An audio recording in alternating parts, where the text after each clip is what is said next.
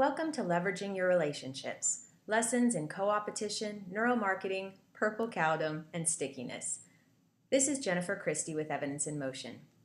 As the title implies, we are going to spend some time today reviewing important concepts from some of the external course document reading, so it may be valuable to have some of those on hand as resources. We talked a lot at the onsite about identifying who our internal customers are and how to maximize our relationships with those folks. And as they say in Kentucky, or in the words of our fearless leader, milk your own cows first, reminding us that it costs less, risks less, even hurts less to look around the farm first at those that can add value to your practice in the way of, quote, milk, be it direct referrals, opportunities for co-marketing, other players in game theory, manufacturing competitive advantage, HR economies of scale, or variable expense discounts via vendors. Look in the mirror and around before leaving the house. Remember, in this case, the purple cow is you.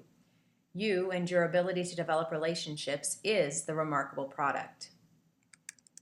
Everyone remembers one of my favorite scenes in the classic movie comedy, Meet the Parents, where Robert De Niro's character Jack gives Greg, played by Ben Stiller, the circle of trust talk when he gets the poor guy alone for the first time. So it begs the question, who is in your circle of trust? In The Tipping Point, Malcolm Gladwell touches on your individual sphere of influence and how getting in with the right crowd can be paramount, especially depending on the market, be it small town, athletic community.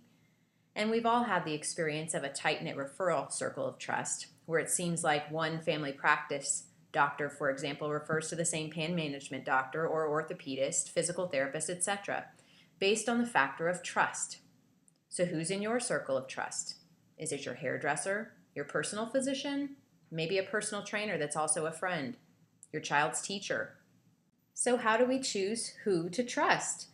And more importantly, how do people choose to trust us?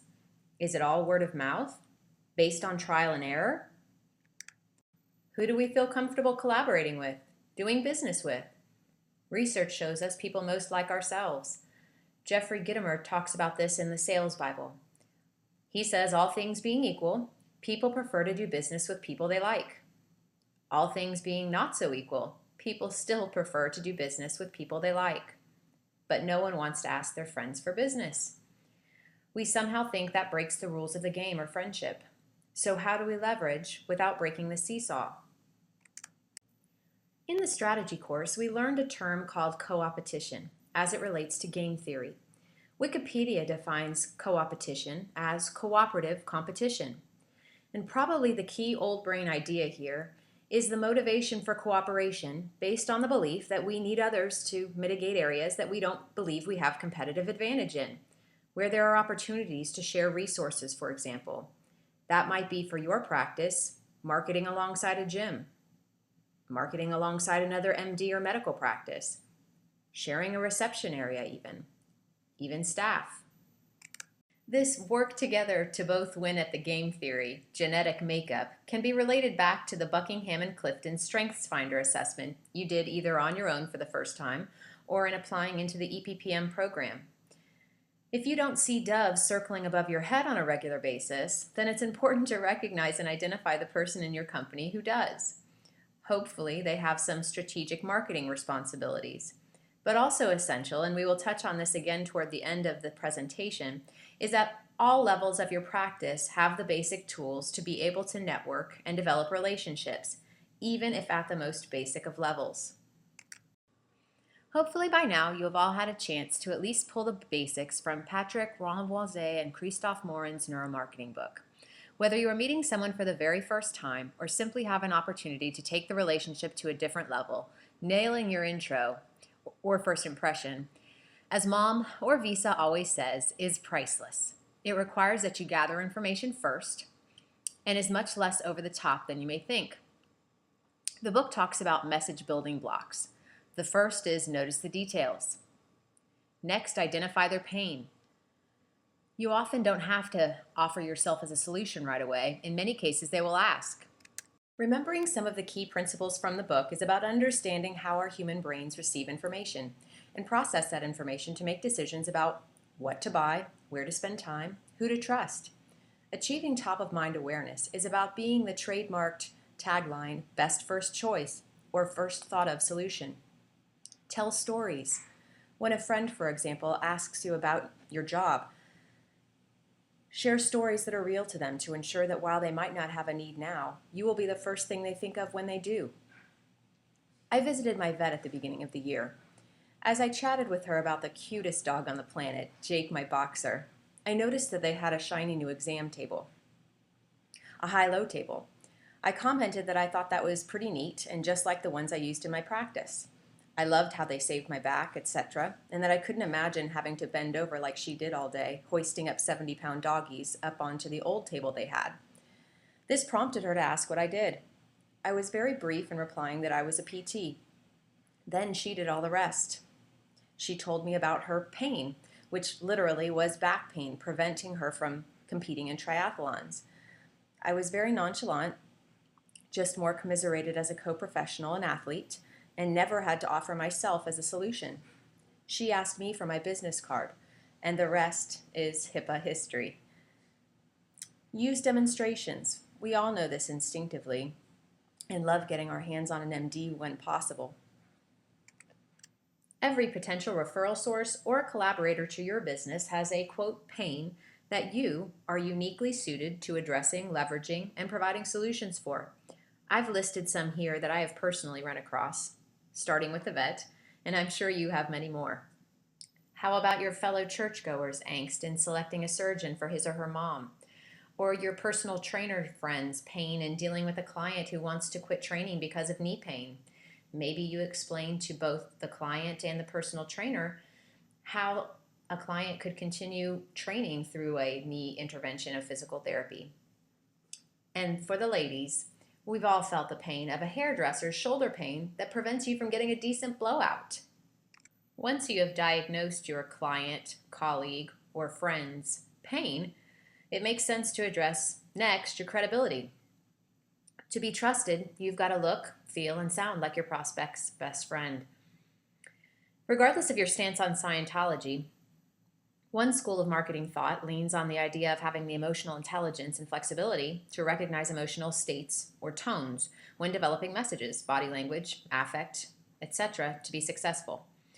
L. Ron Hubbard, the founder of Scientology, developed a scale of 40 different tones or states of being that describe the internal and external states of individuals based on the number of losses they have sustained in their lifetime. Here's a tone scale. It uses faces, rather furry little creatures, to depict the different tone levels. Agree or disagree, but the principle is based on your ability to match and slightly exceed your counterpart's tone level if you're going to be successful in being, quote, heard by that person. The scale ranges from a total failure of being at a minus 40 to complete serenity of being at positive 40. Interesting points along the way or scale include covert hostility, mild interest, and apathy. This becomes interesting or comparable when we apply it to some of the consumer types we looked at the on-site, or Larry's presentation on being lopsided. And relevant from a tracking perspective when we think about it, one of the metrics that we track in Texas called the loyalty score. Raving fans are rarely apathetic. Being able to identify and having the flexibility and emotional intelligence to be able to adapt your message becomes crucial. Work and friends. Can it work? I recently attended a reunion dinner with 12 of my closest friends in Austin, Texas. And as we were sitting around the dinner table enjoying some very good Greek food and wine, one of the guests asked me how I knew another guest. And I replied with a smile on my face that I knew her through work, to which the guest asked what I did. And when I said that I was a physical therapist, the other guest, whom I had treated, interjected and stated that I actually was a physical terrorist, which blew my cover. So after some collaborating amongst the guests, they figured out that I had actually treated 10 of the 12 people sitting at the table that night. So how do you purposefully define or blur the lines between your professional life and your social circle? Do you want to? There are many who still aren't comfortable with the idea. It's been my experience that when you set clear boundaries and expectations, just like you would with any other client, that treating friends can work. But it's important to have clear, quote, rules in place. I think it's important to make clear from the get-go boundaries on things like HIPAA, that you won't be talking to other friends about their case, about what you can and can't change regarding the financial piece, expectations, where you are and aren't willing to treat them, hours, access, documentation. For social media, I have many colleagues who regularly friend patients on Facebook. I think this is a personal decision.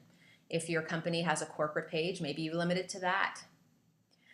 But the important piece is customizing the language and the personality of the messages you're sending to each individual. You want to make it about them and how you can help them. Who your friends are. First, identify who your friends are and what type of friend they are. Word of mouth marketing is buzzing right now, but first it's important to identify which relationships are key to the growth and sustenance of your practice. Have you had that patient who tried to recommend someone for every life service known to man? Those are mavens.